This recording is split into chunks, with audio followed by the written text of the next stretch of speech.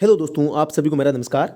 मैं राजूराम बिरडा आप सभी का एक बार फिर से अपने यूट्यूब चैनल राज एजुकेशन हेल्थ में सभी का स्वागत करता हूं। दोस्तों आज हम बात करने जा रहे हैं वनपाल और वन रक्षक भर्ती 2021 के बारे में।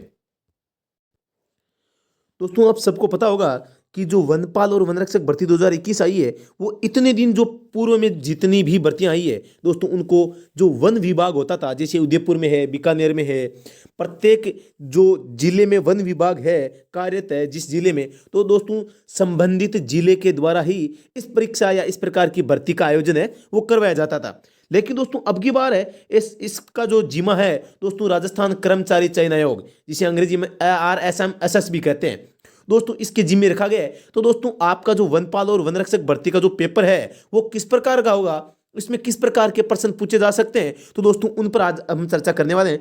मॉडल पेपर फर्स्ट है आज हमारा है दोस्तों। अगर आप इसकी तैयारी कर रहे हैं तो दोस्तों कमेंट में लिखिए कि हाँ मैं इसकी तैयारी कर रहा हूं। दोस्तों अगर ये वीडियो पसंद आए तो इसको लाइक शेयर कमेंट करना बिल्कुल नहीं भूलें। दोस्तों अगर आप हमारे चैनल पर नए हैं तो दोस्तों इसको सब्सक्राइब जरूर कर लें, ताकि इसके बाद में भी जो भी मॉडल पेपर अपलोड किया जाएगा उसकी जानकारी आपको तुरंत मिल सके।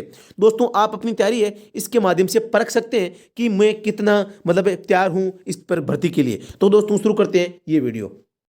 दोस्तों हमारा सबसे पहला ही प्रश्न है कि खाली स्थान में कौन सा सही अंक आएगा। दोस्तों इसमें आप देख सकते हैं कि 1 4 2 और 1, मतलब 1 2 3 1 4, मतलब 4 हो रहे हैं, मतलब इन तीनों कॉलमों का योग है वो यहां लिखा जा रहा है। उसी प्रकार दोस्तों इसमें भी देख सकते हैं आप, जो ये तीन आप वैल्यू है 3 और 4 7 हो गए, 9 और 7 दोस्तों 16 हो गए, तो दोस्तों 16 आ गए। उसी प्रकार दोस्तों इसमें 4 5 और 6 को जोड़ दिया 11 हो गए दोस्तों, और इसमें 36 है, मतलब इनका योग 36 होना चाहिए, मतलब 11 प्लस x इजिकल टू 36 होते हैं। तो दोस्तों x का मान क्या हो जाएगा, 36 माइनस 11, मतलब कितने हो जाएंगे दोस्तों 25। इस प्रकार दोस्तों इस प्रश्न का उत्तर है ऑप्शन नंबर 1 है वो करेक्ट हो जाएगा। प्रश्न संख्या 2 दोस्तों है हमारा, प्रश्न संख्या 2 है दोस्तों हमारा कि किस किसान आंदोलन में किसान आंदोलन को जलियांवाला बाग हत्याकांड की संज्ञा दी जाती है। मतलब आपको किसान आंदोलन का नाम बताना है। नंबर 1 है बिजोलिया, बूंदी किसान आंदोलन, बेंगू किसान आंदोलन और नीमूचाणा। तो दोस्तों इस प्रश्न का जो सही उत्तर है वो हो जाएगा आपका नीमूचाणा। तो दोस्तों ऑप्शन नंबर 4 इसका करेक्ट हो जाएगा कि जो नीमूचाणा कांड है दोस्तों, जो नीमूचाणा कांड हत्याकांड हुआ था उसको दोस्तों जलियांवाला बाग हत्याकांड की संज्ञा दी जाती है। अब वो क्यों दी जाती है, नीमूचाणा किसान आंदोलन अलवर के को जलियांवाला बाग हत्याकांड की संज्ञा दी जाती है। क्यों दी जाती है, रामनारायण चौधरी ने रियासत नामक समाचार पत्र में इसकी तुलना जलियांवाला बाग हत्याकांड से की, और महात्मा गांधी ने इसे जलियांवाला बाग हत्याकांड से भी भयंकर, 1 मिनट, महात्मा गांधी ने इसे जलियांवाला बाग हत्याकांड से भी भयंकर बताते हुए इसे दोहरा हत्याकांड भी कहा था। यहां कमांडर छज्जू सिंह के द्वारा गोलियां चलाने का आदेश है वो दिया गया था। तो दोस्तों आपको ध्यान रहे कि जो नीमूचाणा कांड है इसको महात्मा गांधी ने भी दोस्तों किसकी संज्ञा दी है, दोहरा हत्याकांड, या कहें कि जलियांवाला बाग हत्याकांड से भी भयंकर इस नीमूचाणा हत्याकांड को दोस्तों इसकी संज्ञा दी गई है दोस्तों, जो कि अलवर में स्थित है, आपको पता होगा। प्रश्न संख्या दोस्तों हमारे सामने तीसरा है कि राज्य के वर्तमान मुख्य सूचना आयुक्त कौन है। तो दोस्तों आप सबको पता है इसका उत्तर हो जाएगा ऑप्शन नंबर 1 टी श्रीनिवासन। दोस्तों ये 2015 का पेपर है, इसलिए इसमें 2015 के पेपर के अनुसार इसका उत्तर हो जाएगा राज्य के 2015 में मुख्य सूचना आयुक्त कौन थे, आयुक्त टी श्रीनिवासन। लेकिन दोस्तों जो वर्तमान में 2020 में राज्य के मुख्य सूचना आयुक्त है वो कौन है दोस्तों, श्री डी गुप्ता। ये आपको ध्यान रखना है। अब हमारे काम का ये है कि वर्तमान में मुख्य सूचना आयुक्त कौन है, श्री डी गुप्ता। आगे बात करें राजस्थान में राज्य सूचना आयोग का गठन 18 अप्रैल 2006 को किया गया, तथा इसका प्रथम मुख्य सूचना आयुक्त है वो MD करोनी को बनाया गया। ये भी आपके लिए बहुत ही महत्वपूर्ण है दोस्तों। आगे बात करें दोस्तों, प्रश्न संख्या 4 है कि राजस्थान की जन लेखा समिति के वर्तमान अध्यक्ष कौन है, लालचंद कटारिया, गुलाबचंद कटारिया। तो दोस्तों इस प्रश्न का उत्तर है वो यही हो जाएगा गुलाबचंद कटारिया। दोस्तों राजस्थान की जो जन लेखा समिति है इसके वर्तमान अध्यक्ष कौन है, गुलाबचंद कटारिया। इसके अलावा दोस्तों इसके बारे में जानकारी लेते हैं। राजस्थान विधानसभा की जन लेखा समिति का वर्तमान 2020 में अध्यक्ष कौन है, गुलाबचंद कटारिया। राजस्थान विधानसभा की समितियां 3 समितियां और है। नंबर 1 है प्राक्कलन समिति क, जिसके अध्यक्ष राजेंद्र पारिक हैं। नंबर 2 प्राक्कलन समिति ख, दयाराम परमार इसके अध्यक्ष हैं। और नंबर 3 है राजकीय उपक्रम समिति, इसके अध्यक्ष कौन है, हेमाराम चौधरी। अगला प्रश्न दोस्तों कि अगर राइट शब्द है, शब्द को THGIR मतलब राइट को उल्टा लिख दिया जाए जैसा लिखा जाए तो स्मॉल कैसे लिखा जाएगा? तो दोस्तों इसको उल्टा लिखना है इस प्रकार। प्रश्न संख्या 5 है, इसका उत्तर हो जाएगा मतलब LLAMS। इसका उत्तर है ऑप्शन नंबर 2 करेक्ट हो जाएगा। प्रश्न संख्या दोस्तों 6 है, बहुत ही महत्वपूर्ण प्रश्न है। राजस्थान में त्रिनेत्र गणेश जी का मंदिर कहां स्थित है? त्रिनेत्र मतलब 3 आंख वाले गणेश जी भगवान का मंदिर कहां है दोस्तों? तो दोस्तों प्रश्न संख्या 6 का उत्तर हो जाएगा आपके सामने रणथंभौर। दोस्तों जो त्रिनेत्र गणेश जी का मंदिर है वो रणथंभौर जिले में है। दोस्तों इसके बारे में पढ़ते हैं। राजस्थान में त्रिनेत्र गणेश जी का मंदिर रणथंभौर में है। सवाईमाधोपुर के पास रणथंभौर दुर्ग में स्थित इस मंदिर में श्री गणपति, गणपति यानी गणेश जी भगवान के मात्र मुख की पूजा होती है। बहुत इंपॉर्टेंट है। इस प्रतिमा में हाथ, शरीर, आयुध एवं अन्य अवयव नहीं है दोस्तों, मतलब अन्य अंग है वो नहीं बनाए गए हैं। भाद्रपद शुक्ल चतुर्थी, यह भी बहुत इंपॉर्टेंट दोस्तों। गणेश चतुर्थी कब मनाई जाती है? भाद्रपद शुक्ल चतुर्थी को। दोस्तों शुक्ल का मतलब क्या होता है? एक होता है कृष्ण पक्ष, एक होता है शुक्ल पक्ष। तो दोस्तों सबसे प्रत्येक महीने में कृष्ण पक्ष है वो पहले आता है। कृष्ण यानी होता है काला, मतलब अंधेरी रातें होती है। महीने की पहली जो 15 दिन होते हैं उनकी रातें काली होती है और आगे की जो रातें होती है वो मतलब चांदनी से, मतलब चांद लालिमा से युक्त होती है, चंद्रमा के प्रकाश से युक्त होती है, मतलब चांदनी रात हुए मारवाड़ी में कहवे ना। को यहाँ प्रतिवर्ष देश का सबसे प्राचीन गणेश मेला लगता है। कहां लगता है दोस्तों? रणथंभौर सवाईमाधोपुर में। तो दोस्तों आगे बात करें तो त्रिनेत्र गणेश मंदिर कहां है? रणथंभौर सवाईमाधोपुर जो जिला है राजस्थान का वहां पर है। दोस्तों नंबर 7 प्रश्न है, सास बहू का मंदिर कहां स्थित है? तो दोस्तों इसका उत्तर हो जाएगा नागदा उदयपुर में। इसके बारे में पढ़ते हैं। सास बहू का मंदिर नागदा उदयपुर में स्थित है। यह मंदिर मुख्यतः भगवान सहस्त्रबाहु किसे कहते हैं दोस्तों? मतलब हजार जो सौ, मतलब आपके सामने जो विष्णु है सहस्त्र बहु का मतलब है विष्णु भगवान। तो दोस्तों जो सास बहु का मंदिर है वो है भगवान सहस्त्र बहु, मतलब विष्णु भगवान का मंदिर है बनाया हुआ है। सास बहू के मंदिर में बड़ा मंदिर किसका है? सास का मंदिर है। 10 सहायक देवी देव मंदिरों से घिरा हुआ है। जो सास का मंदिर है ये 10 सहायक देव, मतलब इसके पास में जो सहायक देव हैं उनके भी मंदिर उन मंदिरों से घिरा हुआ है। जबकि छोटा मंदिर है बहू का मंदिर पंचायतन प्रकार का। पंचायतन दोस्तों एक मंदिर बनाने की एक प्रकार की शैली है दोस्तों। यह मंदिर विष्णु को समर्पित है। तो दोस्तों आपको ध्यान रखना है सास बहू का मंदिर कहां है? नागदा उदयपुर में, और ये विष्णु भगवान को समर्पित है। इसमें बड़ा मंदिर सास का है और छोटा मंदिर बहू का है। तो दोस्तों सबको पता है सास बड़ी होती है बहू छोटी होती है। आगे बात करें, प्रश्न संख्या 8 है हमारा। निम्न में से कौन सा शब्द चांद का समानार्थी नहीं है? चांद, चंद्रमा की बात करें दोस्तों तो आदित्य, मयंक, हिमांशु, चंद्रमा। तो दोस्तों इस प्रश्न का जो उत्तर है ये हो जाएगा ऑप्शन नंबर 1 आदित्य। अब आदित्य शब्द का अर्थ क्या होता है?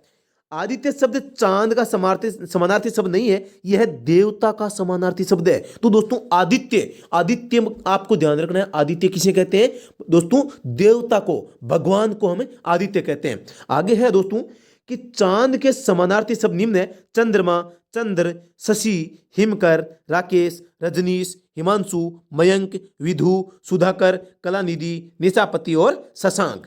तो दोस्तों अगला प्रश्न देखते हैं। प्रश्न संख्या 9 है कि विश्व पर्यावरण दिवस कब मनाया जाता है? एकदम सिंपल प्रश्न है दोस्तों, इसका उत्तर हो जाएगा 5 जून। 5 जून को विश्व पर्यावरण दिवस मनाया जाता है। 21 मार्च को विश्व वानिकी दिवस मनाते हैं और 4 अक्टूबर को विश्व पशु कल्याण दिवस मनाते हैं। अगला प्रश्न देखते हैं दोस्तों, संसद का ऊपरी सदन। दोस्तों आप सबको पता है प्रत्येक प्रकार की संसद में 2 सदन होते हैं और दोस्तों इस प्रकार इसमें प्रश्न में पूछा है कि संसद का जो ऊपरी सदन होता है वो कौन सा होता है? तो दोस्तों इस प्रश्न का उत्तर है वो हो जाएगा राज्यसभा। ऑप्शन नंबर 4 है करेक्ट हो जाएगा दोस्तों। अब बात करते हैं संसद का ऊपरी सदन या उच्च सदन भी कह सकते हैं। उच्च सदन राज्यसभा है तथा निम्न सदन लोकसभा है। राज्यसभा को स्थायी सदन कहते हैं, अप्रत्यक्ष सदन कहते हैं, संघीय सदन कहते हैं या अभिजात सदन के नाम से भी जाना जाता है। तो दोस्तों राज्यसभा के कई नाम है। स्थायी मतलब इसका कभी भी विघटन नहीं होता दोस्तों, आपको पता है। अप्रत्यक्ष सदन, संघीय सदन, अभिजात सदन के नाम से भी जाना जाता है। संसद के निम्नलिखित 3 अंग होते हैं, कौन कौन से? राज्यसभा, लोकसभा और राष्ट्रपति। अगला प्रश्न देखते हैं दोस्तों, प्रश्न संख्या 11 है, वन्य जीव सप्ताह मनाया जाता है कौन से महीने में के प्रथम सप्ताह मनाया जाता है? ये आपको बताना है। तो दोस्तों जो वन्य जीव सप्ताह है वो अक्टूबर के प्रथम सप्ताह में मनाया जाता है। अब इसके बारे में जानकारी पढ़ते हैं। अक्टूबर के प्रथम सप्ताह में वन्य जीव सप्ताह मनाया जाता है। भारत में प्रत्येक वर्ष वनस्पतियों और जीवों की सुरक्षा और संरक्षण के उद्देश्य से 2 से 8 अक्टूबर के दौरान वन्य जीव सप्ताह मनाया जाता है। आगे है 1952 में भारतीय वन्य जीव बोर्ड का गठन किया गया था। सर्वप्रथम 1955 में वन्य जीव दिवस मनाया जा गया था। 1957 में सर्वप्रथम वन्य जीव सप्ताह के रूप में मनाया जाता है। तो दोस्तों आपको ध्यान रखना है कि जो भारतीय वन्य जीव बोर्ड है उसकी स्थापना कब हुई है दोस्तों? 1952 में दोस्तों। इसके अलावा जो वन्य जीव दिवस मनाया जाता है वो कब से मनाया जाता है? 1955 से। और दोस्तों 1957 की बात करें तो सर्वप्रथम वन्य जीव सप्ताह है वो कब से मनाना शुरू किया गया? 1957 से। अगला प्रश्न देखते हैं दोस्तों, किसे सीमांत गांधी के नाम से जाना जाता है? राजस्थान के सीमांत गांधी किसे कहा जाता है? बहुत ही सिंपल प्रश्न है, इसका उत्तर हो जाएगा खान अब्दुल गफ्फार खान को। तो दोस्तों आगे पढ़ते हैं। खान अब्दुल गफ्फार खान को सीमांत गांधी के नाम से जाना जाता है। इनको सरहंदी गांधी, बच्चा खां, बादशाह खान के नाम से भी जाना जाता है। बहुत इंपॉर्टेंट है। इन्होंने 1930 में खुदाई खिदमतगार नामक संगठन की स्थापना की थी। तो दोस्तों राजस्थान का जो सीमांत गांधी है वो किसे कहते हैं? खान अब्दुल गफ्फार खान को। दोस्तों इसके अलावा खान अब्दुल गफ्फार खान को सीमांत गांधी के नाम से जाना जाता है। सरहदी गांधी, बच्चा खां, बादशाह खान के नाम से भी जाना जाता है। और इन्होंने किसकी स्थापना की थी? खुदाई खिदमतगार नामक एक संगठन था जिसकी स्थापना 1930 में की गई। अगला प्रश्न दोस्तों, निम्न में से कौन भिन्न है? तो दोस्तों आपको बताना है कि थर्मामीटर, डायामीटर, लेक्टोमीटर, बैरोमीटर, इन सभी में से जो अंतर है दोस्तों, इनमें एक भिन्न अलग कौन सा है? दोस्तों इसका उत्तर हो जाएगा डायामीटर। अब डायामीटर दोस्तों अलग क्यों है?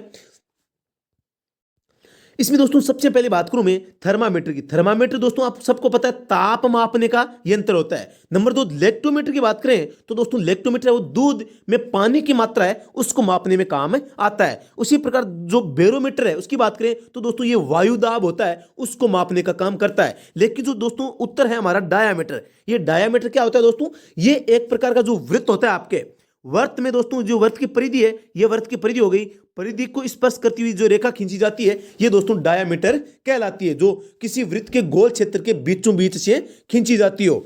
आगे बात करें दोस्तों, अगला प्रश्न देखते हैं। प्रश्न संख्या 14 है हमारा, क्षेत्रफल की दृष्टि से राजस्थान का सबसे छोटा जिला कौन सा है? तो दोस्तों उत्तर हो जाएगा धौलपुर। दोस्तों अब धौलपुर की आगे बात करें तो राजस्थान का क्षेत्रफल की दृष्टि से सबसे छोटा जिला धौलपुर है जिसका कुल क्षेत्रफल 3034 वर्ग किलोमीटर है। क्षेत्रफल की दृष्टि से राजस्थान के जिले बढ़ते क्रम में सबसे छोटा धौलपुर है 3034, नंबर 2 दौसा, डूंगरपुर, राजसमंद और प्रतापगढ़। दोस्तों आप सभी को इन सब के बारे में ध्यान रखना है। धौलपुर का 3034 वर्ग किलोमीटर है, दौसा का 3432 वर्ग किलोमीटर है दोस्तों। इसके अलावा डूंगरपुर है 3770 वर्ग किलोमीटर है, राजसमंद का 3860 किलोमीटर है और प्रतापगढ़ का 4117 वर्ग किलोमीटर है। आगे बात करें दोस्तों, प्रश्न संख्या 15 है हमारा कि निम्न में से किसमें अधिक प्रोटीन होती है? आपको प्रोटीन अधिक किसमें होती है ये बताना है। गेहूं, सोयाबीन, चावल और बाजरा। तो दोस्तों प्रश्न संख्या 15 का उत्तर हो जाएगा सोयाबीन। दोस्तों सोयाबीन में सबसे अधिक प्रोटीन होती है।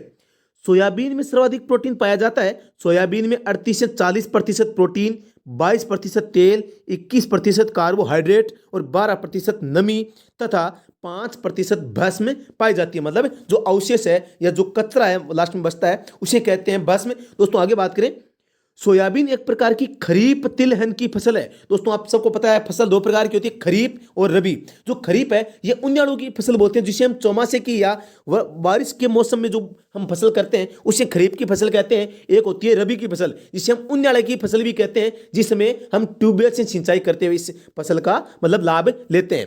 इसका वैज्ञानिक नाम है ग्लाइसिन मैक्स है दोस्तों। इसको भी आप याद रखना है कि जो सोयाबीन है इसका वैज्ञानिक नाम क्या है? Glycine max. अगला प्रश्न है दोस्तों, अंग्रेजी शब्दकोश में कौन सा शब्द सबसे बाद में आएगा? तो दोस्तों बाद की बात आए सबसे पहले आपको इसमें बाद में क्या होता है, जैसे ए है तो दोस्तों ए सबसे पहले आता है, बाद में बी आता है, बाद में सी आता है, बाद में डी आता है। तो इस प्रकार आपको देखना है कि प्रत्येक शब्द में दोस्तों एस तो सभी में, पी भी सभी में, आप देख सकते हैं सभी में पी है। पी के बाद में दोस्तों इसमें देखो ई है, इसमें नहीं है, इसमें भी नहीं है, इसमें भी नहीं है, मतलब ये पी तो नहीं आएगा। सभी शब्द इसके बाद में, सबसे बाद का पूछा है, बाद में दोस्तों इसमें बात की जाए तो एस पी के बाद में इसमें ओ है, इसमें भी ओ है, इसमें भी ओ है, मतलब तीनों में ओ है। तो इन तीनों में, तीनों अभी दौड़ में नंबर 4 अक्षर की बात की जाए दोस्तों, इसमें प्रश्न संख्या दोस्तों 17 है, ओलंपिक खेलों में कौन सा खेल नहीं है? शूटिंग, बॉक्सिंग, क्रिकेट और तैराकी। तो दोस्तों ओलंपिक में क्रिकेट खेल है उसको शामिल नहीं किया जाता, बाकी सभी खेल होते हैं। अगला प्रश्न दोस्तों, प्रश्न संख्या 18, पृथ्वी के वायुमंडल में पाई जाने वाली कौन सी गैस सर्वाधिक होती है? नाइट्रोजन, ऑक्सीजन, हीलियम और ओजोन। दोस्तों प्रश्न संख्या 18 का उत्तर हो जाएगा नाइट्रोजन। नाइट्रोजन गैस है वो वायुमंडल में सबसे अधिक है दोस्तों। इसके अनुपात की बात की जाए तो दोस्तों नाइट्रोजन है वो कितनी है?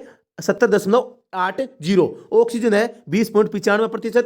कार्बन डाइऑक्साइड है 0.036%। हीलियम है 0.0005% और ओजोन है 4 और 6%। दोस्तों आगे बात करें, प्रश्न संख्या 19 है, बनास नदी किस जिले में चंबल नदी से मिलती है? दोस्तों आपको ध्यान रखना है कि बनास नदी किस जिले में चंबल नदी से मिलती है? सवाईमाधोपुर, करौली, धौलपुर और भरतपुर। तो दोस्तों इस प्रश्न का उत्तर हो जाएगा आपके सवाईमाधोपुर। दोस्तों जो बनास नदी है वो चंबल नदी से में कब मिलती है? सवाईमाधोपुर में। बनास नदी सवाईमाधोपुर की खंडर तहसील में रामेश्वर धाम पदरा गांव के निकट चंबल नदी में मिल जाती है। आगे बात करें, इसका उद्गम राजसमंद में कुंभलगढ़ के निकट खमनोर की पहाड़ियां में है। दोस्तों किसका? बनास नदी का। पूर्णतः राजस्थान में बहने वाली है सबसे लंबी नदी है जो 512 किलोमीटर लंबी है। अब दोस्तों ये पूर्णतः ऐसा पूछा जाए कि राजस्थान की सबसे लंबी नदी कौन सी है, तो दोस्तों इसका उत्तर हो जाएगा चंबल नदी। लेकिन दोस्तों केवल पूर्णतः राजस्थान की बात की जाए तो दोस्तों इसका उत्तर होगा बनास। पूर्णतः राजस्थान का मतलब है जिसका उद्गम भी राजस्थान में होता हो और समापन भी राजस्थान में होता हो। तो दोस्तों इस प्रकार इस नदी का नाम है बनास। लेकिन चंबल नदी आप सबको पता है इसका उद्गम राजस्थान से नहीं होता, इसका उद्गम राजस्थान से बाहर से होता है। आगे बात करें दोस्तों, प्रश्न संख्या हमारा 20 है, वर्तमान में कौन सी पंचवर्षीय योजना चल रही है? तो दोस्तों आपको बताना है कि वर्तमान में कौन सी पंचवर्षीय योजना चल रही है। तो प्रश्न संख्या 20 है, इसका उत्तर हो जाएगा 12वीं। आगे बात करें, प्रश्न संख्या 21 है, पंचतंत्र के लेखक कौन है? कालिदास, विष्णु शर्मा, प्रेमचंद, सूरदास। तो दोस्तों इस प्रश्न का उत्तर हो जाएगा विष्णु शर्मा। पंचतंत्र के लेखक कौन है दोस्तों? पंचतंत्र ग्रंथ की रचना विष्णु शर्मा ने की है दोस्तों। अगला प्रश्न है, नीम के वृक्ष में फूल कब खिलते हैं? जो नीम का वृक्ष है दोस्तों आप सबने देखा होगा कि जब हमारे मतलब सर्दी के बाद में अप्रैल या मई आती है तो दोस्तों नीम के वृक्ष में फूल है वो खिलने लगते हैं। तो दोस्तों इसका उत्तर हो जाएगा अप्रैल मई। दोस्तों उसके बाद में जैसे ही मतलब बहुत ज़्यादा गर्मी आती है तो नीम की निमोली लाके, दोस्तों थे मारवाड़ी में सुना इनके निमोलियाँ खा लो। नीम की निमोली बहुत ही मतलब स्वादिष्ट हुआ है, जिसने इसका स्वाद लिया है वही जानता होगा दोस्तों। क्योंकि बहुत गर्मी में इस प्रकार मतलब जो नीम का रस है वो खाने को मिल जाए तो दोस्तों उससे ऊर्जा भी बहुत ज़्यादा मिलती है। प्रश्न संख्या दोस्तों हमारा 23 है। 23 नंबर प्रश्न है कि राज्यवर्धन सिंह राठौर का किस खेल से संबंध है? Shooting, boxing, basketball, football. तो दोस्तों आप सबको पता है जो राज्यवर्धन सिंह राठौर है वो किससे संबंध रखते हैं? शूटिंग से संबंध रखते हैं। राज्यवर्धन सिंह राठौर का संबंध शूटिंग निशानेबाजी खेल से है। इनका संबंध राजस्थान के जैसलमेर जिले से है। दोस्तों राज्यवर्धन सिंह राठौर किस जिले से है? जैसलमेर से। इन्होंने 2004 ग्रीष्मकालीन ओलंपिक एथेंस में डबल ट्रे स्पर्धा में रजत पदक जीता था। कब जीता था? 2004 में। यह प्रथम भारतीय स्वतंत्रता के बाद है जिन्होंने व्यक्तिगत रजत पदक जीता हो। व्यक्तिगत यानी अकेले। यह है वर्तमान 17वीं लोकसभा में जयपुर ग्रामीण लोकसभा क्षेत्र से भाजपा सांसद भी है दोस्तों आपको याद रखना है राज्यवर्धन सिंह राठौड़ है वो लोकसभा क्षेत्र से भाजपा के सांसद भी है। कहां से? जयपुर ग्रामीण लोकसभा से।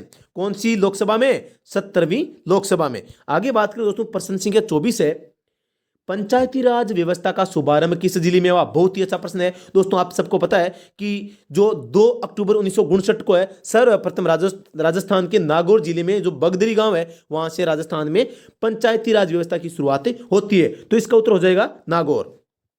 अगला प्रश्न देखते हैं दोस्तों, प्रश्न संख्या 25 है, आरटीआई को बनवाने में किसका विशेष योगदान है? तो श्रीमती अरुणा राय, श्रीमती वसुंधरा राजे, श्रीमती कमला बेनीवाल, श्रीमती मार्गरेट अल्वा। तो दोस्तों आप सबको पता है प्रश्न संख्या 25 का उत्तर हो जाएगा श्रीमती अरुणा राय। दोस्तों बहुत ही चर्चित विषय है श्रीमती अरुणा राय। दोस्तों आरटीआई मतलब सूचना का अधिकार को बनवाने में सामाजिक कार्यकर्ता श्रीमती अरुणा राय का विशेष योगदान रहा था।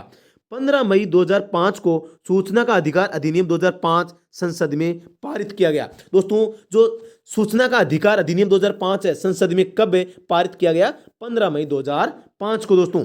जिसे 15 जून 2005 को राष्ट्रपति ने अपनी स्वीकृति प्रदान कर दी। राष्ट्रपति ने इसको स्वीकार कब किया दोस्तों? 5 जून 2005 को। जबकि संसद ने पारित कब किया दोस्तों? 15 मई को। इसके बाद में 12 अक्टूबर 2005 को यह लागू कर दिया गया। तो दोस्तों आपको यह भी ध्यान रखना है कि जो आरटीआई सूचना का अधिकार है इसको लागू कब किया गया? 12 अक्टूबर 2005 को। अगला प्रश्न देखते हैं, प्रश्न संख्या 26 है, central sheep and wool research institute किस जिले में है?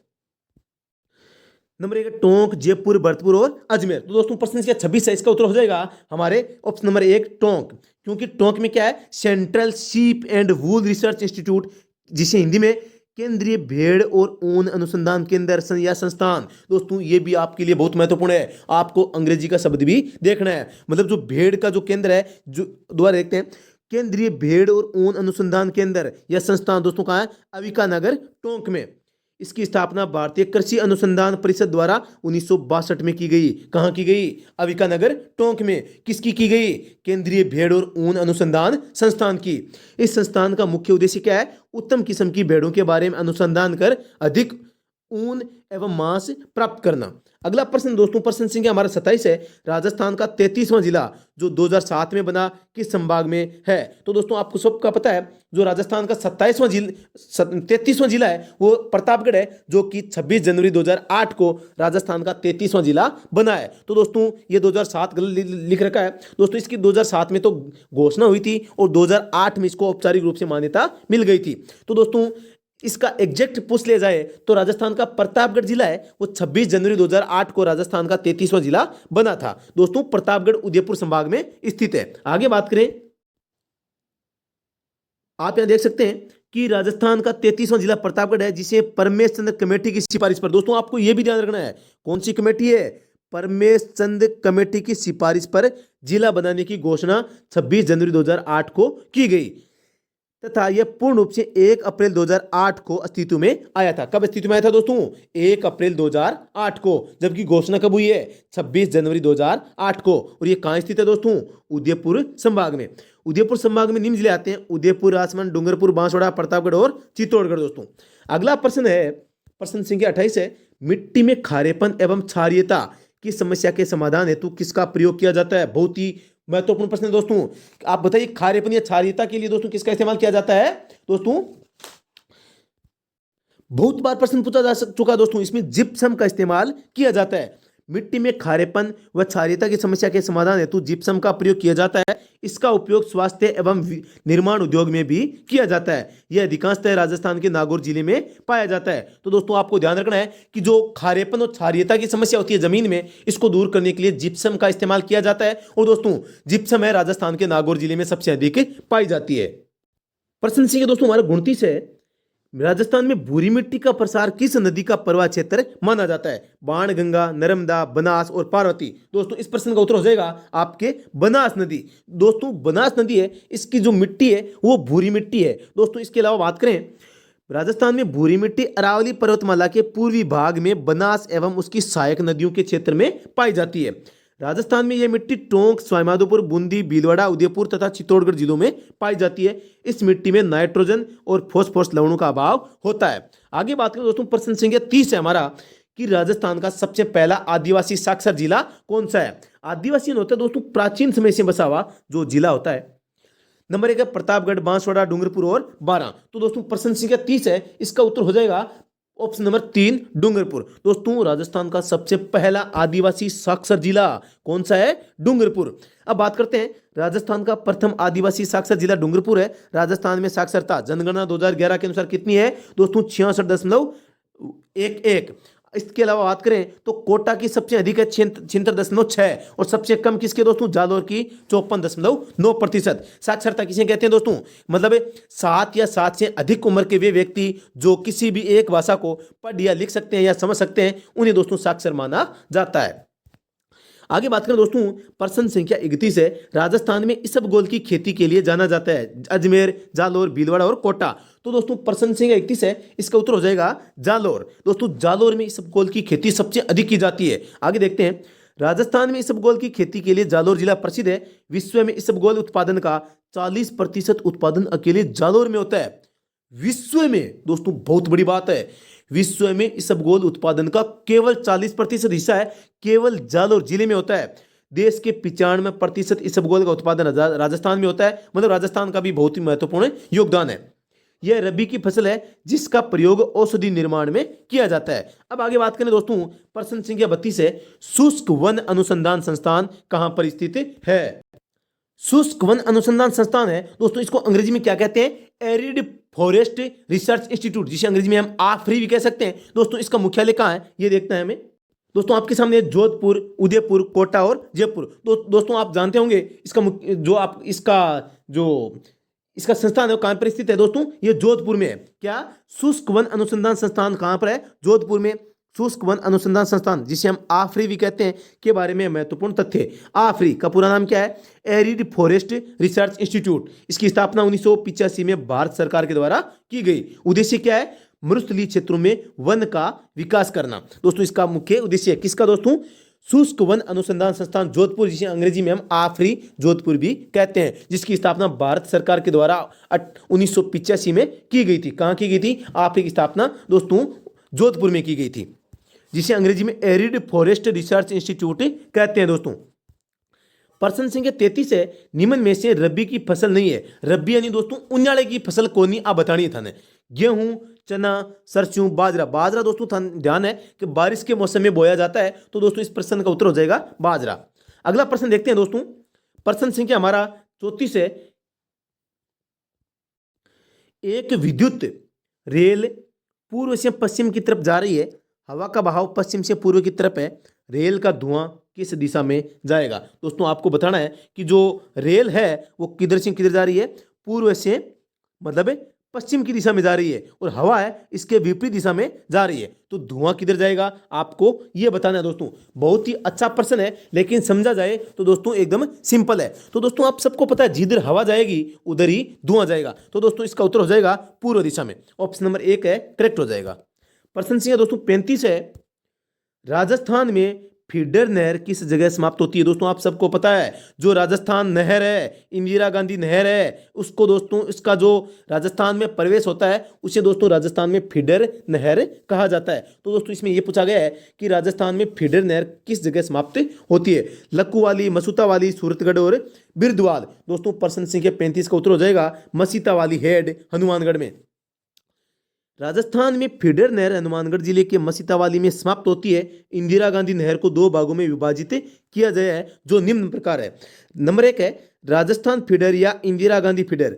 पंजाब के हरिके बैराज से लेकर हनुमानगढ़ जिले में मसीतावाली तक 204 किलोमीटर की लंबाई में राजस्थान फीडर का विस्तार पाया जाता है। नंबर 2 है मुख्य नहर।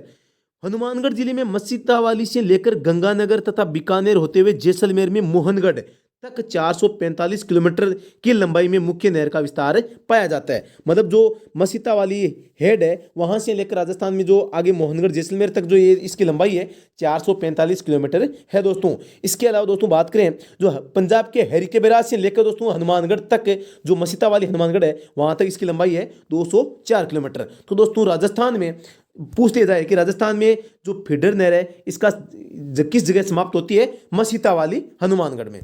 आगे बात करें दोस्तों, प्रश्न संख्या हमारा 36 है, राजस्थान में वन क्षेत्र का प्रतिशत है दोस्तों। Option number 10.51, 9.57, 11.45, 8.52। तो दोस्तों इस प्रश्न का उत्तर हो जाएगा ऑप्शन नंबर 1 है हमारा, सॉरी ऑप्शन नंबर 2 है 9.57। ISFRC India state of forest report 2019 के अनुसार राजस्थान के कुल भौगोलिक क्षेत्रफल में 9.57% क्षेत्र में वन है। इस रिपोर्ट के अनुसार राजस्थान में कुल अभिलेखित वन क्षेत्रफल 32,737 वर्ग किलोमीटर, जो राजस्थान के कुल भौगोलिक क्षेत्रफल का 9.57% है। भारत के वन क्षेत्र का 4.28% के साथ देश में 25वां स्थान है। दोस्तों राजस्थान पिछड़ा हुआ बहुत ही है। नंबर 37 है, चौथ माता का प्रसिद्ध मंदिर कहाँ है? चौथ का बरवाड़ा सवाईमाधोपुर में। दोस्तों इसका 37 नंबर प्रश्न है, इसका उत्तर हो जाएगा नंबर 3। चौथ माता का प्रसिद्ध मंदिर राजस्थान के सवाईमाधोपुर जिले के चौथ का बरवाड़ा नाम के शहर में स्थित है। यह भारत का सबसे पुराना चौथ माता का मंदिर है। इस मंदिर का निर्माण 1451 में यहाँ के शासक भीम सिंह ने करवाया था। प्रश्न संख्या दोस्तों 38 है, ताल छापर अभ्यारण्य किसके लिए प्रसिद्ध है? तो दोस्तों सब जानते हैं, प्रश्न संख्या 38 का उत्तर हो जाएगा कृष्ण मृग मतलब काले मृग। ताल छापर अभ्यारण्य कृष्ण मृगु मतलब काले हिरणों के लिए प्रसिद्ध है। यह अभ्यारण्य चूरू जिले की सुजानगढ़ तहसील में स्थित है।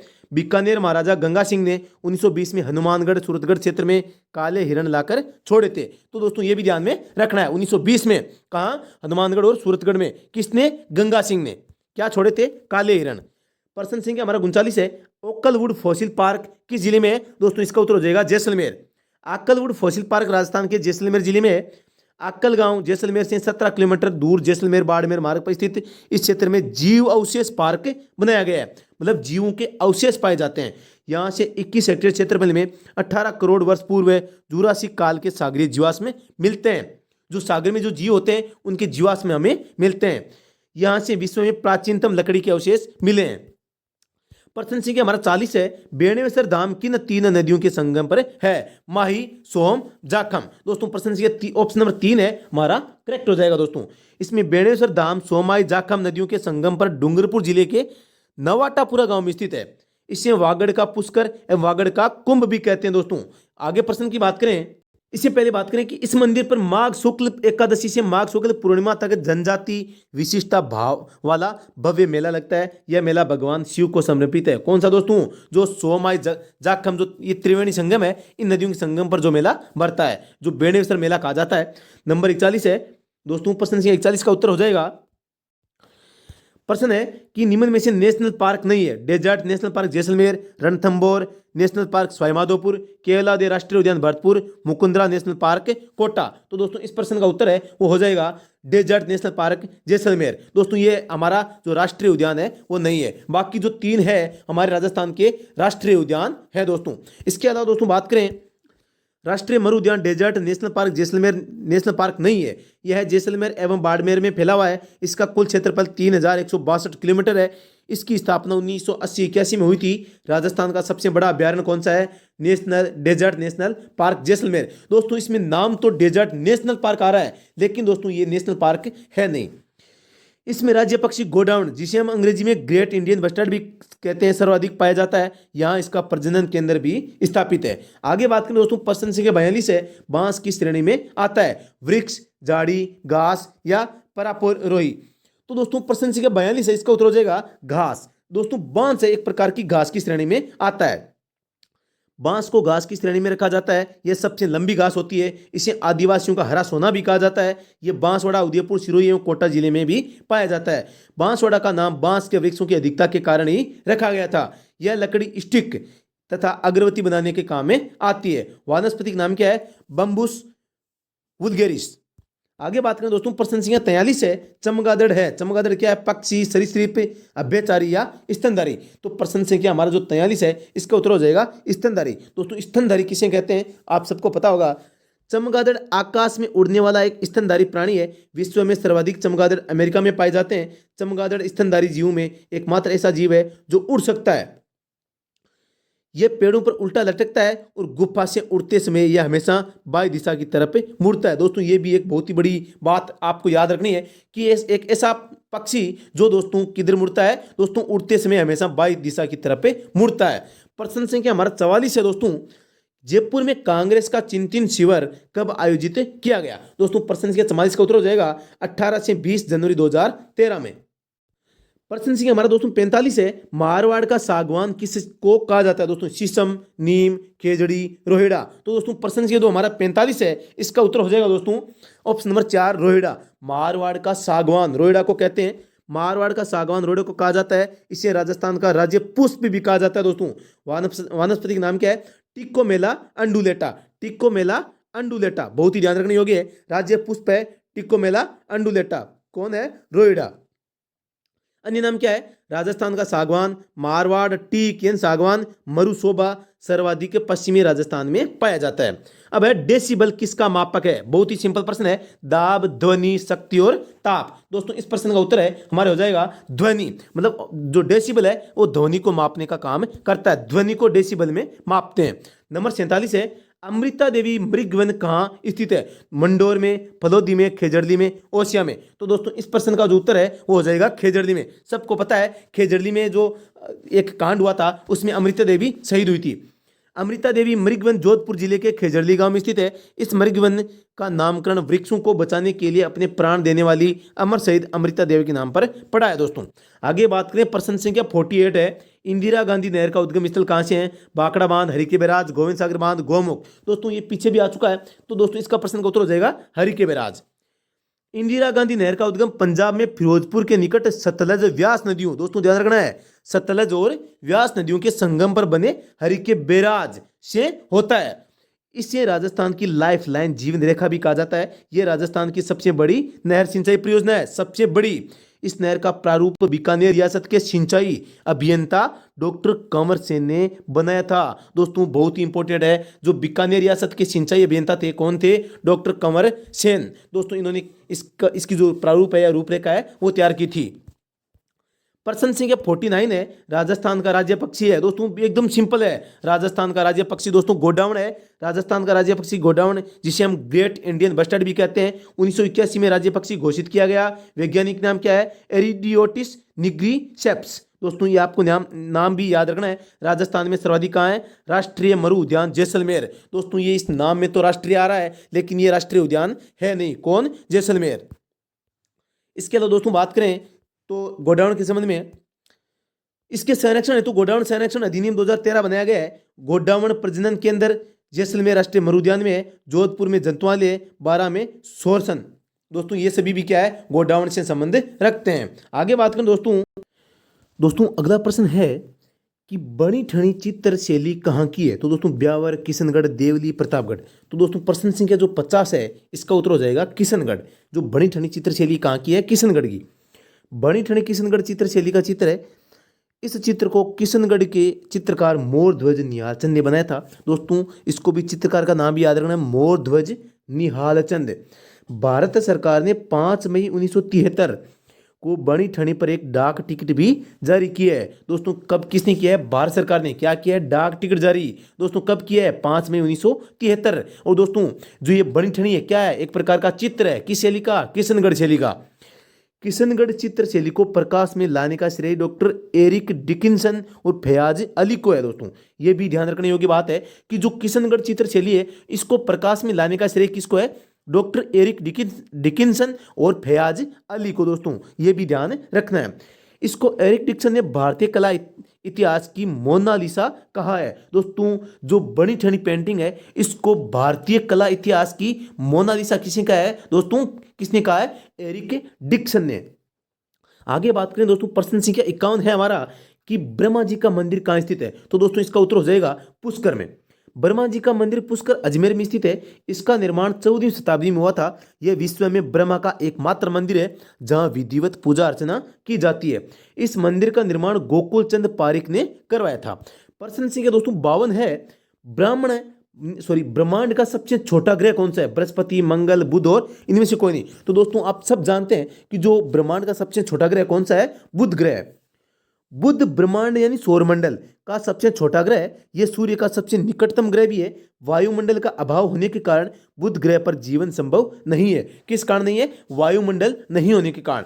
आकार के अनुसार जो ग्रहों का आरोही क्रम है, अवरोही यानी होता है दोस्तों घटते हुए क्रम में। सबसे बड़ा बृहस्पति है, बाद में शनि, अरुण, वरुण, पृथ्वी, शुक्र, मंगल और बुध। आगे बात करें दोस्तों, अगला प्रश्न हमारा,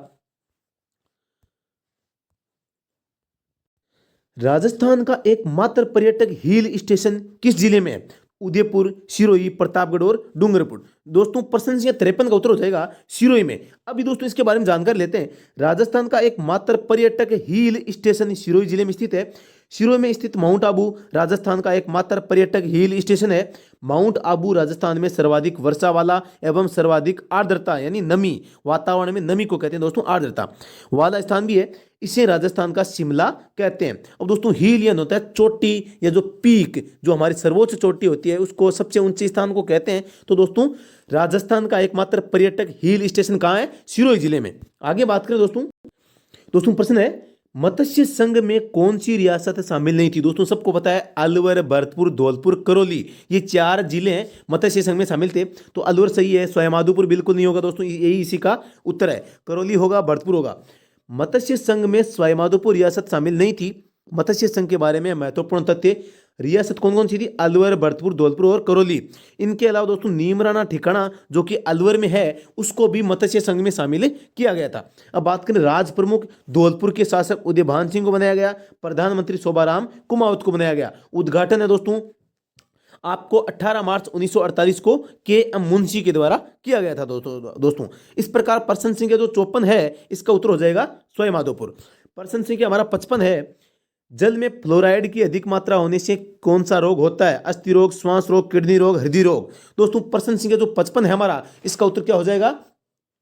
अस्थि रोग। दोस्तों जो फ्लोराइड होता है इसके कारण क्या है, हड्डी या जोड़ होते हैं उनमें विकार आ जाता है, और इसी कारण दोस्तों नागौर में दोस्तों फ्लोराइड की मात्रा ज्यादा होने के कारण वहां के लोगों की जो रीढ़ की हड्डी है या जो आपकी कमर है वो झुक जाती है।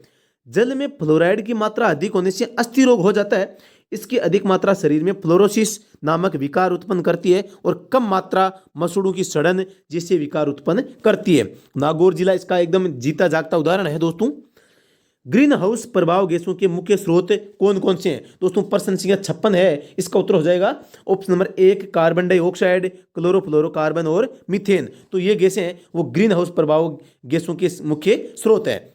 आगे बात करें दोस्तों, इसमें विवरण है, ग्रीन हाउस प्रभाव या हरित गृह प्रभाव एक प्रक्रिया है जिसके द्वारा किसी ग्रह या उपग्रह के वातावरण में मौजूद कुछ गैसें वातावरण के तापमान को अपेक्षाकृत अधिक बढ़ाने में मदद करती है। ग्रीन हाउस गैसें कार्बन डाइऑक्साइड, जलवाष्प, मीथेन, क्लोरोफ्लोरोकार्बन आदि प्रमुख होती है। दोस्तों आपको याद ध्यान रखना है, जो ग्रीन हाउस गैसें हैं वो कौन कौन सी है? CO2 होगी, जलवाष्प होगी, मीथेन होगी और क्लोरोफ्लोरोकार्बन होगी आदि। ये कौन सी गैसें हैं? जो ग्रीन हाउस प्रभाव वाली गैसें होती है। अब आगे हैं, खाना पकाने की गैस LPG किस माप में सप्लाई की जाती है? लीटर में, किलोग्राम में, क्यूसेक में, उपरोक्त सभी में। प्रश्न संख्या दोस्तों हमारा 57 है। तो दोस्तों LPG गैस जो हम खाना बनाने के लिए घर में लेकर आते हैं टंकी भरवा कर, उसको दोस्तों किलोग्राम में इसको मापा जाता है और इसको सप्लाई की जाती है। अगला प्रश्न है प्रश्न संख्या 58, बीड़ी बनाने के लिए किस पेड़ के पत्ते काम में लिए जाते हैं? तेंदू, छीला, सागवान और मोलसरी।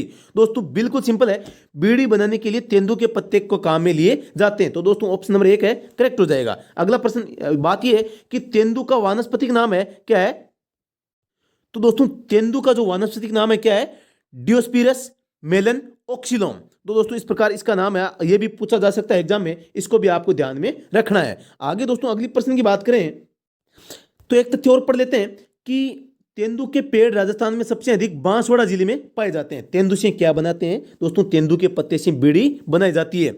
यहाँ इसे स्थानीय भाषा में टिमरू कहा जाता है। किसको? तेंदू, जिससे बीड़ी बनती है, बीड़ी से बांसवाड़ा, और दोस्तों इसको क्या कहा जाता है? टिमरू। प्रश्न संख्या 59 है, बायोगैस में सर्वाधिक गैस कौन सी होती है? मीथेन, ऑक्सीजन, नाइट्रोजन और एथेन। प्रश्न संख्या 59 का उत्तर हो जाएगा मीथेन। दोस्तों जो बायोगैस होती है इसमें सबसे ज्यादा मीथेन गैस होती है। बायोगैस एक स्वच्छ प्रदूषण रहित पर्यावरण मित्र ज्वलनशील गैसीय ईंधन है। गोबर गैस का वैज्ञानिक नाम बायोगैस है। दोस्तों ध्यान रखना है, गोबर गैस है, इसे ही बायोगैस कहते हैं, जो कि प्रदूषण सहित नहीं प्रदूषण रहित होती है। यहाँ गलत प्रिंट हो गया है। इसमें मीथेन सर्वाधिक मात्रा में होती है। मीथेन 55 से 66%, कार्बन डाइऑक्साइड 35 से 40%, अल्प मात्रा में वाष्प पाई जाती है। अगला प्रश्न है दोस्तों, बायोडीजल किस पौधे के बीज से प्राप्त होता है? बहुत ही अच्छा प्रश्न दोस्तों। बायोडीजल किस पौधे के बीज से प्राप्त होता है? जोजोबा, सूरजमुखी, सोयाबीन, रतनजोत। तो दोस्तों प्रश्न संख्या 60 का उत्तर हो जाएगा रतनजोत। दोस्तों बायोडीजल है किससे प्राप्त होता है? रतनजोत से। बायोडीजल रतनजोत नामक पौधे से प्राप्त होता है। इस पौधे को जेट्रोफा के नाम से भी जाना जाता है। वैज्ञानिक नाम क्या है? अल्कानना हंक्टोरिया। इसमें नीले रंग के फूल आते हैं। भारत का प्रथम बायोडीजल संयंत्र ऑस्ट्रेलिया के सहयोग से काकीनाडा सेज में स्थापित किया गया था। रतनजोत आयुर्वेदिक औषधियों में भी काम आता है। तो दोस्तों आपको ध्यान में रखना है। आगे बात करें दोस्तों, अगला प्रश्न है, पर्यावरण सुरक्षा अधिनियम किस वर्ष का है? जो पर्यावरण सुरक्षा अधिनियम है वो इसको कब बनाया गया? तो दोस्तों 1986 में इसका सही उत्तर हो जाएगा। पर्यावरण सुरक्षा अधिनियम EPA 1986 को पारित हुआ था। इस अधिनियम को 19 नवंबर 1986 को लागू किया गया। इसमें दोस्तों 4 अध्याय और 26 धाराएं हैं। इस अधिनियम को पारित करने का मुख्य उद्देश्य संयुक्त राष्ट्र संघ द्वारा पर्यावरण संरक्षण की दिशा में किए जा रहे प्रयासों को भारत में विधि बनाकर लागू करना था। विश्व पर्यावरण दिवस 4 जून को मनाया जाता है और 5 जून 1974 को पहला विश्व पर्यावरण दिवस मनाया गया। दोस्तों यहाँ जो ये आया है, यहाँ दोबारा बता दूं मैं आपसे, सॉरी, कि जो ये 4 विश्व पर्यावरण दिवस 4 जून को नहीं 5 जून है। दोस्तों यहाँ 5 करना है आपको, 5 जून को मनाया जाता है। दोस्तों ये आपको ध्यान रखना है, गलत मिसप्रिंटिंग हो गया है। प्रश्न संख्या 62 है, राजस्थान की प्रथम बाघ परियोजना कौन सी है? रणथंभौर, सरिस्का, मुकुंदरा हिल्स और केवलादेव। तो दोस्तों सबसे पहली बाघ परियोजना के बारे में पूछा गया है, तो दोस्तों इसका उत्तर हो जाएगा रणथंभौर बाघ परियोजना। राजस्थान की प्रथम बाघ परियोजना रणथंभौर बाघ परियोजना है। रणथंभौर नेशनल पार्क सवाईमाधोपुर जिले में है। 1955 में इसे अभ्यारण्य घोषित किया गया। 1 नवंबर 1980 को इसे राष्ट्रीय उद्यान घोषित किया गया। दोस्तों आप सबको पता है राजस्थान में 3 ही राष्ट्रीय उद्यान है, जिनमें से एक है दोस्तों कौन सा? राजस्थान का जो आपके रणथंभौर जो राष्ट्रीय उद्यान है। इसके अलावा दोस्तों केवलादेव है, यह भी हमारा राष्ट्रीय उद्यान की श्रेणी में आता है। आगे टाइगरमैन किला सांखला के प्रयासों से 1973-74 में राजस्थान की प्रथम बाघ परियोजना शुरुआत की गई। यह भारत में का सबसे छोटा बाघ अभयारण्य है, लेकिन इसे भारतीय बाघों का घर कहा जाता है। किसे दोस्तों? रणथंभौर बाघ परियोजना को।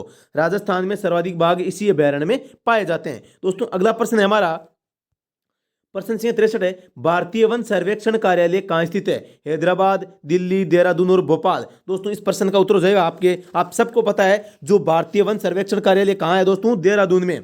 भारतीय वन सर्वेक्षण विभाग का कार्यालय देहरादून में स्थित है। भारतीय वन संरक्षण अधिनियम 1980 के तहत 1981 में केंद्रीय वन अनुसंधान संस्थान देहरादून की स्थापना की गई। कब की गई दोस्तों? 1981 में। इसके जो प्रांतीय कार्यालय हैं, इसके 4 क्षेत्रीय कार्यालय भी हैं, शिमला, कोलकाता, नागपुर और बेंगलोर में।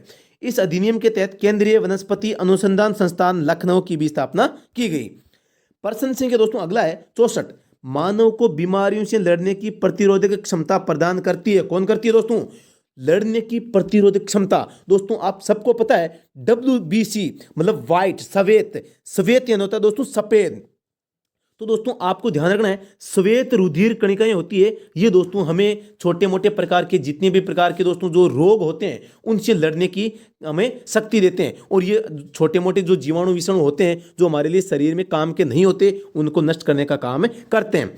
श्वेत रक्त कणिकाएं WBC या श्वेताणु या ल्यूकोसाइटस शरीर की संक्रामक रोगों और बाह्य रोगों से लड़ने की प्रतिरोधक क्षमता प्रदान करते हैं। दोस्तों अगला प्रश्न है, रिक्त स्थान के लिए सही विकल्प का चयन कीजिए। दोस्तों 2, 5, 11, 23, 47। दोस्तों आप देख सकते हैं इसमें कि क्या मेथड है। तो दोस्तों इसमें आप देख सकते हैं कि प्रत्येक उसी संख्या को उसी संख्या से मतलब 2 से गुणा करवाया जाता है। सबसे पहली दोस्तों आपके सामने 2 संख्या है, तो दोस्तों आपके सामने 2 को 2 से गुणा करवाकर 1 प्लस किया गया है, तो दोस्तों 5 आ गया। बाद में दोस्तों 5 को 2 से वापस गुणा कराया और 1 जोड़ा, तो कितना आ गया दोस्तों? यहां हो जाएगा 5 × 10 + 1 मतलब 11 हो जाएगा दोस्तों।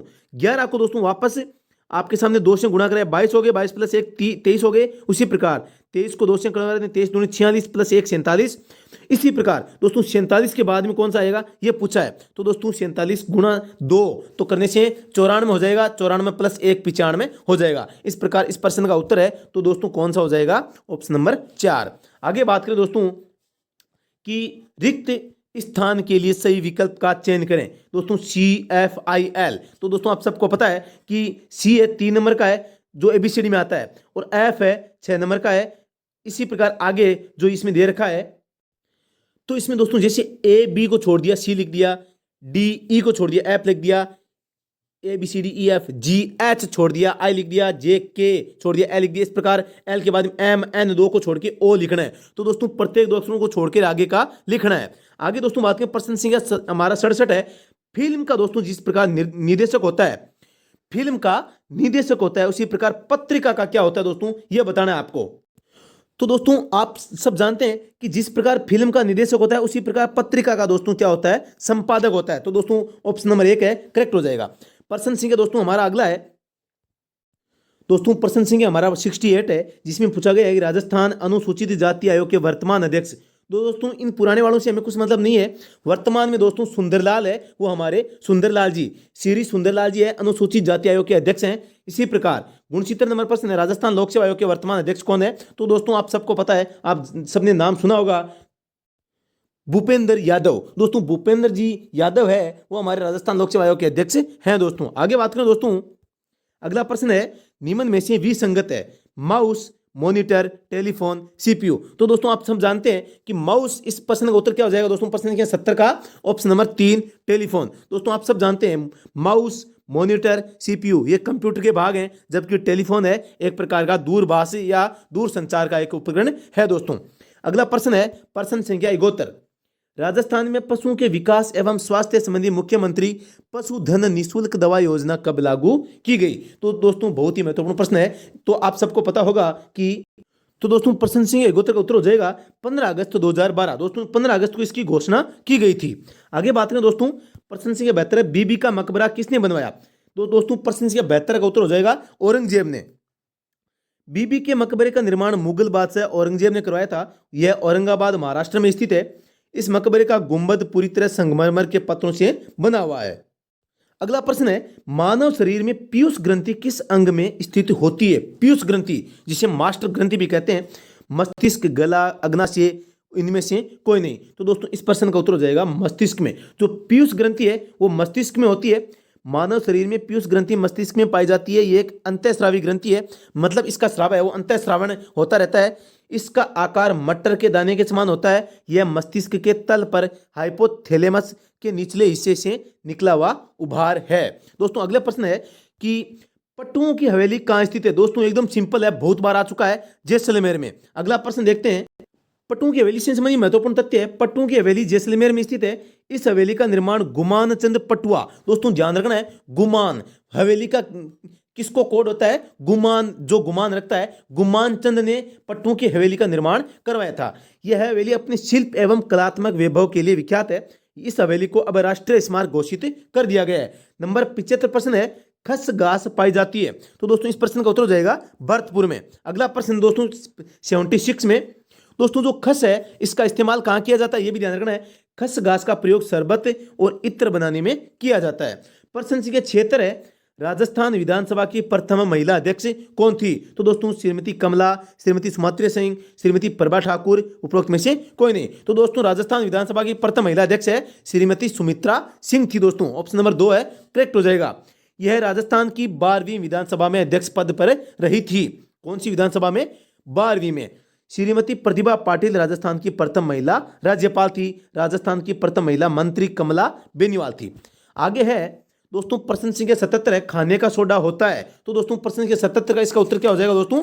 खाने का सोडा जिसका रासायनिक नाम क्या होता है दोस्तों? Sodium bicarbonate. दोस्तों सोडियम बाइकार्बोनेट को क्या कहते हैं? खाने का सोडा भी कहा जाता है। तो 77 में दोस्तों ऑप्शन नंबर 3 है हमारा सही हो जाएगा, जिसका रासायनिक सूत्र है NaHCO3। दोस्तों अगला प्रश्न है राजस्थान में प्रवेश करने वाले पश्चिमी विक्षोभों की उत्पत्ति का क्षेत्र होता है? जो पश्चिमी विक्षोभ है, जो सर्दी के मौसम में राजस्थान में बारिश होती है, जो पश्चिमी दिशा से बादल आते हैं, बारिश होती है, तो दोस्तों उसकी उत्पत्ति है वो कहाँ होती है ये प्रश्न पूछा गया है। तो दोस्तों उनकी उत्पत्ति है भूमध्य सागर से होती है। तो दोस्तों ध्यान रखना है। और ये हमारे राजस्थान में स्थानीय भाषा में ये मावट कहलाती है दोस्तों। और ये रब्बी की फसल या गेहूं के लिए बहुत ही ज्यादा महत्वपूर्ण होती है। इसके अलावा दोस्तों बात करें ये भूमध्य सागरीय चक्रवातों से इसकी उत्पत्ति होती है, भूमध्य सागरीय चक्रवातों से। अगला प्रश्न है सहकारी क्षेत्र में संचालित शक्कर का कारखाना किस जिले में स्थित है? जयपुर, बूंदी, उदयपुर और कोटा। तो दोस्तों इस प्रश्न का उत्तर हो जाएगा बूंदी में। सहकारी क्षेत्र में मतलब सहकारी क्षेत्र में संचालित शक्कर का जो कारखाना है कहाँ संचालित है? बूंदी जिले में। अगला प्रश्न देखते हैं जो शुगर मिल है वो केशवराय पाटन बूंदी में है। दोस्तों ध्यान रखना। अगला प्रश्न है विश्व वानिकी दिवस कब मनाया जाता है? दोस्तों इस प्रश्न का उत्तर क्या हो जाएगा दोस्तों? विश्व वानिकी दिवस 21 मार्च को, ऑप्शन नंबर 1 है करेक्ट हो जाएगा। 16 सितंबर को विश्व ओजोन दिवस मनाया जाता है। 5 जून को दोस्तों विश्व पर्यावरण दिवस मनाया जाता है। दोस्तों ये बहुत बार आ चुका है। अगला है वर्षा में नाचता हुआ मोर किस शैली की विशेषता है? दोस्तों बहुत ही इंपॉर्टेंट, वर्षा में नाचता हुआ मोर बूंदी शैली की विशेषता है। इसका उत्तर हो जाएगा बूंदी शैली। दोस्तों जहां भी प्राकृतिक चित्रण की बात आ जाए तो आप बिना सोचे समझे भीम सिंह वहां के शासक थे और उनके काल में ही दोस्तों वहां प्रकृति का चित्रण बहुत ही हर्षोल्लास के साथ में किया गया है। दोस्तों इसके अलावा शिकार के दृश्य की बात की जाए तो दोस्तों शिकार के दृश्य कोटा में पाए जाते हैं। अगला प्रश्न है दोस्तों विजय सिंह पथिक ने किस आंदोलन का नेतृत्व किया था? दोस्तों विजय सिंह पथिक की बात हो रही है कि इन्होंने किस मतलब जो आंदोलन है उसका नेतृत्व किया। तो बिजोलिया किसान आंदोलन का नेतृत्व है इन्होंने किया था। दोस्तों आप सबको पता है जो बिजोलिया किसान आंदोलन है वो 1897 से लेकर 1941 ईस्वी तक ये चला था, जिसमें विजय सिंह पथिक का भी अहम योगदान था। भारत में एक संगठित किसान आंदोलन की शुरुआत का श्रेय मेवाड़ के बिजोलिया क्षेत्र को जाता है। दोस्तों आगे पढ़ें तो बिजोलिया किसान आंदोलन में विजय सिंह पथिक ने सन 1916 में प्रवेश किया था। विजय सिंह पथिक का मूल नाम भूप सिंह था। तो प्रत्येक बातें वो आपके लिए महत्वपूर्ण है दोस्तों। अगला है, जिला गरीबी उन्मूलन परियोजना किसके सहयोग से प्रारंभ की गई? जिला गरीबी उन्मूलन परियोजना दोस्तों बहुत ही महत्वपूर्ण है, विश्व बैंक के सहयोग से इसको शुरू करवाया गया था। दोस्तों कब प्रारंभ की गई थी? जुलाई 2020 में। आगे बात करें दोस्तों, अगला प्रश्न है, गिंदड़ नृत्य राज्य के किस क्षेत्र का नृत्य है? तो बोंगड़ क्षेत्र, मेवाड़, हाड़ौती, शेखावाटी। तो दोस्तों गिंदड़ नृत्य है दोस्तों एकदम सिंपल है, गिंदड़ कहाँ का है? शेखावाटी क्षेत्र का। गिंदड़ नृत्य शेखावाटी क्षेत्र का सबसे लोकप्रिय व बहुचर्चित बहुप्रचलित नृत्य है। यह नृत्य होली के पूर्व दंडारोहण से प्रारंभ होकर होली के बाद तक किया जाने वाला पुरुषों का नृत्य है। कौन सा नृत्य? गिंदड़ नृत्य। कहना गिंदड़ गालो मारवाड़ी में कहवे ना। इस नृत्य में नगाड़ा नामक वाद्य यंत्र का प्रयोग किया जाता है। इसमें कुछ व्यक्ति महिलाओं के वस्त्र धारण करके भाग लेते हैं, जिन्हें गणगौर कहा जाता है दोस्तों। अगला प्रश्न है, 32 खंभों की छतरी कहाँ है? दोस्तों 32 खंभों की छतरी कहाँ है आपको यह बताना है। तो दोस्तों 32 खंभों की छतरी है वो रणथंभौर सवाईमाधोपुर जिले में स्थित है। दोस्तों इस छतरी का निर्माण हमीर देव चौहान ने अपने पिता जय सिंह के 32 वर्षों के शासनकाल के प्रतीक के रूप में लाल पत्थरों से करवाया था। दोस्तों छतरी किसकी बनी हुई है? दोस्तों जय सिंह की। और किसने बनाई? हमीर देव चौहान ने। इसे राणा हमीर देव चौहान की छतरी के नाम से भी जाना जाता है।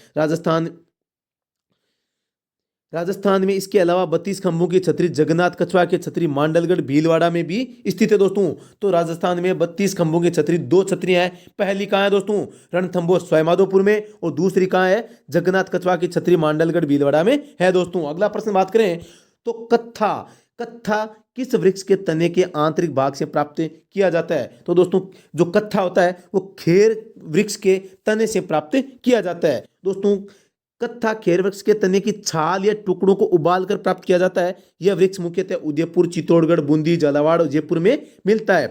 खेर वृक्ष का वानस्पतिक नाम है सेनेगलिया कैंटेचू। बहुत अच्छा नाम है, आप याद कर सकते हैं इसको। वागड़ का गांधी किस जिले में हुआ? वागड़ का गांधी किस जिले से संबंध है दोस्तों? वागड़ का गांधी है किसको कहा जाता है? वागड़ का गांधी भोगीलाल पांड्या को कहा जाता है। इनका जन्म 15 मार्च 1904 को डूंगरपुर जिले में हुआ था। तो दोस्तों प्रश्न है, वागड़ के गांधी का जन्म है वो किस जिले में हुआ था दोस्तों? डूंगरपुर जिले में। इस प्रश्न का उत्तर हो जाएगा ऑप्शन नंबर 1 डूंगरपुर। इन्होंने वागड़ सेवा मंदिर संस्था की स्थापना की। इन्होंने 1944 में डूंगरपुर प्रजा मंडल की स्थापना भी की थी दोस्तों। तो डूंगरपुर प्रजा मंडल की स्थापना कब हुई? 1944 में। अगला प्रश्न है, अमरूदों के लिए प्रसिद्ध कौन सा जिला है? झालावाड़, अलवर, बूंदी, सवाईमाधोपुर। दोस्तों सब जानते हैं अमरूद के लिए सवाईमाधोपुर जिला है वो प्रसिद्ध है। अमरूदों में के फलों में विटामिन सी की प्रचुर मात्रा होती है। दोस्तों ध्यान रखना है, अमरूद विटामिन सी से सवाईमाधोपुर। संतरा के लिए दोस्तों झालावाड़ है, आप इसको भी ध्यान में रखना। और अमरूद के लिए सवाईमाधोपुर है। आगे बात करें दोस्तों, अगला प्रश्न है हमारा, कोशिका का शक्तिग्रह किसे कहा जाता है? कोशिका का शक्तिग्रह किसे कहा जाता है? दोस्तों माइटोकॉन्ड्रिया को कोशिका का शक्तिग्रह कहा जाता है। ऑप्शन नंबर 2 करेक्ट हो जाएगा। इसकी खोज रिचर्ड अल्टमैन ने की थी और अल्टमैन ने इसे बायोप्लास्ट नाम दिया, जबकि कार्ल वेंडा ने इसे माइटोकॉन्ड्रिया नाम दिया। प्रश्न संख्या 92 है दोस्तों, जगन्नाथ पहाड़िया वर्तमान में किस राज्य के राज्यपाल है? बहुत अच्छा प्रश्न दोस्तों। तो वर्तमान का मतलब है, ये प्रश्न दोस्तों 2015 का है और 2015 में उस समय इसका उत्तर था हरियाणा। प्रश्न संख्या 93 है 93, खानवा का युद्ध किसके बीच में हुआ? दोस्तों सबसे बड़ा युद्ध जो कि खानवा के मैदान खानवा भरतपुर में हुआ था दोस्तों 26 मार्च 1527 को दोस्तों, सॉरी 26 मार्च नहीं 17 मार्च 1527 को दोस्तों ये युद्ध किनके मध्य हुआ था? बाबर व राणा सांगा के मध्य। कौन सा युद्ध हुआ था दोस्तों? बाबर व राणा सांगा के मध्य खानवा का युद्ध हुआ था। इस युद्ध में राणा सांगा की हार हुई थी तथा भारत में पहली बार इसी युद्ध में बारूद का प्रयोग भी किया गया। किसके द्वारा? बाबर के द्वारा। बाबर ने इसी युद्ध में शराब न पीने की प्रतिज्ञा की थी तथा मुसलमानों से लिया जाने वाला धार्मिक कर तमगा क्या है? धार्मिक कर को भविष्य में न लेने की घोषणा भी की थी। आगे बात करें, क्योंकि दोस्तों बाबर को लगा था कि हमारी सेना है वो हमारा साथ नहीं दे रही है, तो इनको क्यों न किसी भी प्रकार का लालच दिया जाए, और युद्ध को धर्म युद्ध घोषित करते हुए बाबर ने अपनी सेना में जान फूंक दी थी। इस प्रकार उसने अपने जो युद्ध है उसको जीत लिया था। आगे जयपुर एवं जोधपुर महानगर में पुलिस आयुक्त प्रणाली कब लागू की गई? दोस्तों आप सबको पता है पुलिस आयुक्त राजस्थान में केवल दो जगह है, जयपुर और जोधपुर में। तो दोस्तों इनकी शुरुआत कब की गई? 2011 में। तो दोस्तों इसका उत्तर हो जाएगा जनवरी 2011। ऑप्शन नंबर 4 इसका करेक्ट हो जाएगा। प्रश्न संख्या दोस्तों 95 है, इसरदा बांध किस नदी पर निर्मित है? तो इसरदा बांध दोस्तों बनास नदी पर निर्मित है। टोंक सवाईमाधोपुर जिले में इससे पेयजल आपूर्ति होती है। इस बांध की सभी मोरियां मतलब गेट खोलने पर बांध में एक बूंद भी जल शेष नहीं रहता। दोस्तों 96 नंबर प्रश्न है, राजस्थान की वन नीति कब घोषित की गई? दोस्तों बहुत अच्छा प्रश्न है, राजस्थान में वन नीति। दोस्तों इसका उत्तर हो जाएगा फरवरी 2010 को। दोस्तों राजस्थान की राज्य वन नीति 8 फरवरी 2010 को घोषित की गई थी, जिसका प्रावधान यह था कि राज्य के कुल भौगोलिक क्षेत्र के 20% भाग पर वन होने चाहिए, जबकि जो भारत की वन नीति है उसके अनुसार दोस्तों 33% क्षेत्रफल पर वन होने चाहिए थे। लेकिन जो 8 फरवरी 2010 को राजस्थान की जो वन नीति जारी की गई है उसके तहत राजस्थान के कितने क्षेत्रफल पर दोस्तों वन होने चाहिए? केवल 20% क्षेत्रफल पर। दोस्तों अगला प्रश्न है, प्रोजेक्ट टाइगर की शुरुआत किस वर्ष में हुई थी? तो दोस्तों टाइगर प्रोजेक्ट की शुरुआत है 1973 में हुई थी। देश में बाघों को विलुप्त होने से बचाने के लिए भारत सरकार ने 1973 में प्रोजेक्ट टाइगर की शुरुआत की थी। इस प्रयास के तहत टाइगर रिजर्व बनाए गए 1973 में, जहां 9 टाइगर रिजर्व थे। अब इनकी संख्या है बढ़कर कितनी हो गई है? 50 हो गई है। दोस्तों अगला प्रश्न है, 1 हेक्टेयर में कितने वर्ग मीटर होते हैं? एकदम सिंपल है दोस्तों, 1 हेक्टेयर में 10,000 वर्ग मीटर होते हैं। दोस्तों तो इस प्रकार इस प्रश्न का उत्तर हो जाएगा 10,000 मतलब ऑप्शन नंबर 2। 1 हेक्टेयर में 2.47 एकड़ होते हैं। दोस्तों ये भी ध्यान में रखना है। अगला प्रश्न है प्रश्न संख्या 99, करक रेखा राजस्थान के किस जिले से गुजरती है? तो दोस्तों राजस्थान के 2 जिले हैं जिनसे करक रेखा गुजरती है, डूंगरपुर और बांसवाड़ा। बांसवाड़ा के मध्य से गुजरती है और डूंगरपुर के लगभग नीचे से। तो दोस्तों इसमें डूंगरपुर है नहीं, तो बांसवाड़ा इसका उत्तर हो जाएगा। करक रेखा राजस्थान के बांसवाड़ा जिले से गुजरती है। करक रेखा राजस्थान के दक्षिणी सिरे डूंगरपुर और बांसवाड़ा से होकर गुजरती है। राजस्थान में बांसवाड़ा करक रेखा के सर्वाधिक और बांसवाड़ा से सर्वाधिक नजदीक बांसवाड़ा से होकर गुजरती है। अगला प्रश्न है दोस्तों, घुसमेश्वर महादेव का मंदिर कहाँ स्थित है? दोस्तों घुसमेश्वर महादेव का मंदिर है शिवाड़ मंदिर, शिवाड़ सवाईमाधोपुर में स्थित है। तो दोस्तों शिवाड़ गांव, ये शिवाड़ जो स्थान है कहाँ है? सवाईमाधोपुर में। तो दोस्तों इसका उत्तर हो जाएगा शिवाड़। घुसमेश्वर महादेव मंदिर कहाँ है? शिवाड़ में। तो दोस्तों इस प्रकार आज हमने जो वनपाल वन रक्षक भर्ती 2015 जो कि दोस्तों आपके सवाईमाधोपुर में जो वन विभाग के द्वारा पेपर लिया गया था उसको हमने सोल्व किया है। दोस्तों पेपर है थोड़ा सा लंबा जरूर बना है, लेकिन हमने प्रत्येक प्रश्न के आगे 3 से 4 क्वेश्चन और हल किए हैं। दोस्तों प्रत्येक प्रश्न की व्याख्या है वो हमने की है। दोस्तों अगर ये वीडियो आपको पसंद आता है तो इसको लाइक शेयर कमेंट करना बिल्कुल नहीं भूलें। दोस्तों अगर आपको किसी भी प्रकार का इसमें सुझाव चाहिए तो आप अगर सुझाव देना चाहते हैं तो दोस्तों आप अपना सुझाव है कमेंट में लिखकर जरूर भेजिए। आपके सुझाव के अनुसार हम कोशिश करेंगे कि हमारी अगली क्लास है उसमें कुछ और इंप्रूवमेंट लाया जाए। अगर इसमें आपको कुछ कमी लग रही है, इस क्लास में कुछ आपको लगता है कि इस प्रकार का सुधार होना चाहिए, तो दोस्तों आप अपना कीमती सुझाव हमारे पास भेजिए। हम आपके उस सुझाव का स्वागत करते हैं। तो दोस्तों अभी के लिए इतना ही, फिर से मिलते हैं इसी भी प्रकार के रोचक मॉडल पेपर के साथ में। तो तब तक के लिए धन्यवाद। जय हिंद, जय भारत, राम राम सा। तो दोस्तों मैं आपको बात बताना चाहता हूं कि हाई कोर्ट ग्रुप डी का मॉडल पेपर सीरीज हमारी लगभग प्रत्येक 2 दिन बाद में एक मॉडल पेपर आएगा। उसी प्रकार हाई कोर्ट एलडीसी की मॉडल पेपर सीरीज भी चल रही है। रीट भर्ती परीक्षा 2021 का भी मॉडल सीरीज चल रही है। एसआई हो गई या कृषि पर्यवेक्षक जो भर्ती है इसकी भी मॉडल टेस्ट सीरीज है वो चल रही है। इसके अलावा दोस्तों जो भी आप तैयारी कर रहे हैं और आपको लगता है कि इससे जो भर्ती के मॉडल पेपर है वो आने चाहिए, उस भर्ती का नाम आप कमेंट में लिखिए दोस्तों। तो धन्यवाद। जय हिंद, जय भारत।